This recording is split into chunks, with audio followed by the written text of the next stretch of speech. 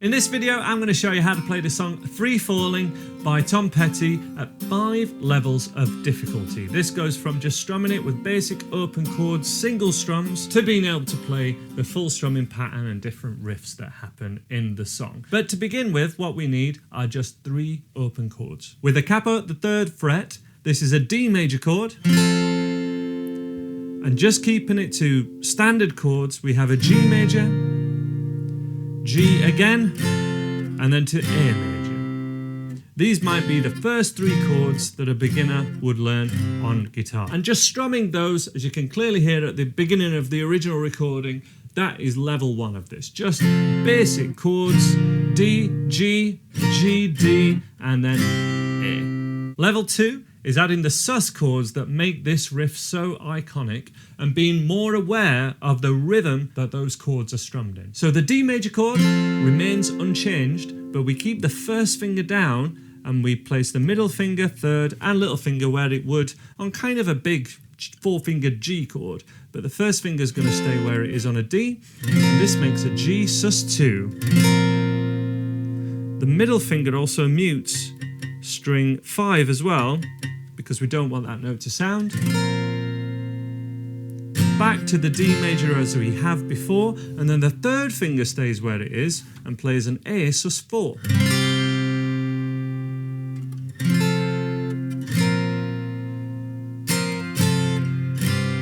And as we strum this, we want to be a little bit more aware of where that beat falls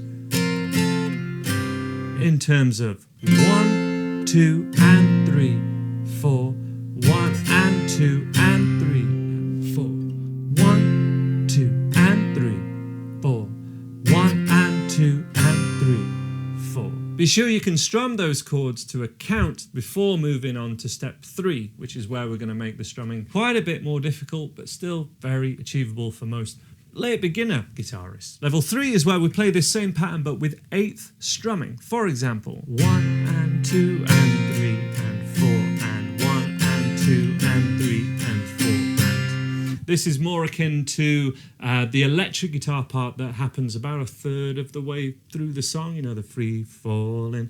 I'll show you that in 1 second. Let me talk you through this first of all with the same chords we've used already. So it's 3 strums on the first D major, 1 and 2. And then it's on the and that we change to the G sus2, and 3 and 4 and 1 also. So that goes over the first bar. Most people get the first bar. It's the second bar where all the trouble starts happening. But it doesn't have to. If we get the first bar sorted as 1 and 2 and 3 and 4 and. Let me do it again. 1 and 2 and 3 and 4 and. Then we stay on the G and it's 1 and 2 and 3 and 4 and.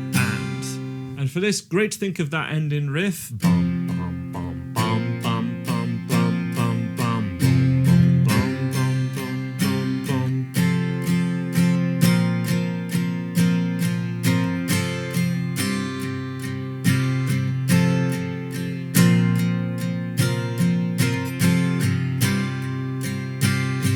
Let me show you that ending riff now. With power chords and without the capo, that same riff is from an F power chord to a B flat, F, and then C, like this.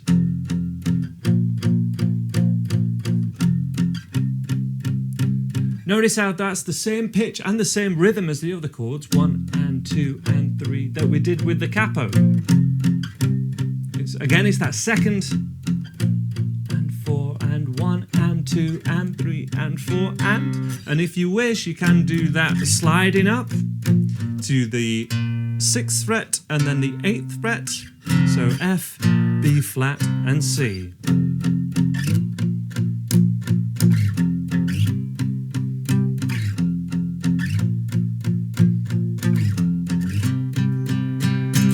Not not something for the faint-hearted because it's a lot of sliding, but that is how it's played on the original recording. Level 3 is when we move up to doing something called 16th strumming. I mentioned a moment ago that we were playing eighths for level 3, splitting a bar into 8 strums, so 1 and 2 and 3 and 4, and that's a total of 8. We now need to do that with 16ths, where we just catch the up strums that you're already doing. If you can do eighth all downs, we just catch the upward motion as well. Keep that motion nice and small and nice and loose. So the bigger the motion you go, it's going to be hard to do faster. Just keep it around the middle 4 strings when you're first getting used to it, and don't go too deep with your pick, otherwise it'll get caught, and that's when you drop your pick inside your guitar, probably because you're playing too deep, if that happens a lot. So the first step of level 4 is just being able to do 16th strumming, perhaps along to the original recording or along to me, and making sure that's a comfortable motion. All the same, and then we want to accent bam, bam, when we would change chord. Bam, bam, bam, bam, bam. Moving towards being able to do that with the chords that we have done. But the rhythm here is really from the chord change and just a slight accent when that chord change happens. For example,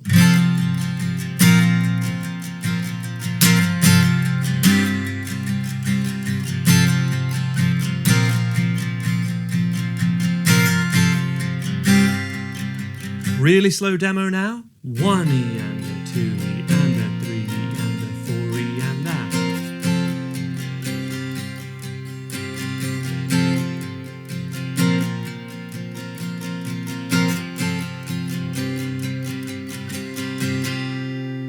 That makes sure that your strumming hand is doing the right motion and keeping moving when we go for level 5, which is our final pattern. And it goes like this.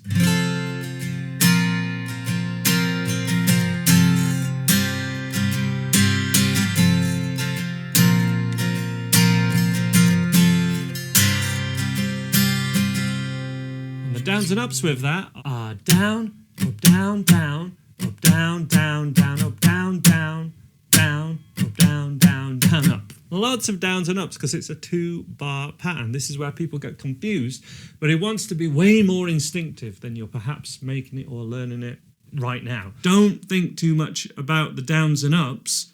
Think more about that 16th strumming and then the rhythm of the bam, bam, bam, bam, bam, bam of the main chord changes. For example,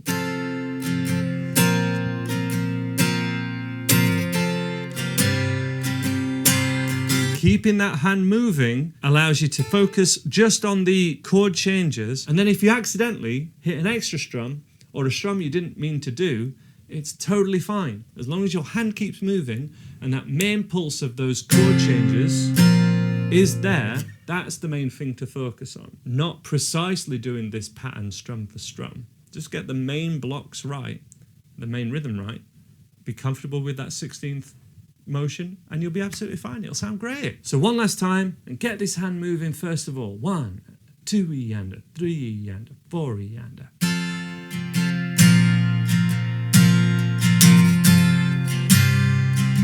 We've still got an accent where we had an accent before. Bam, bam, bam.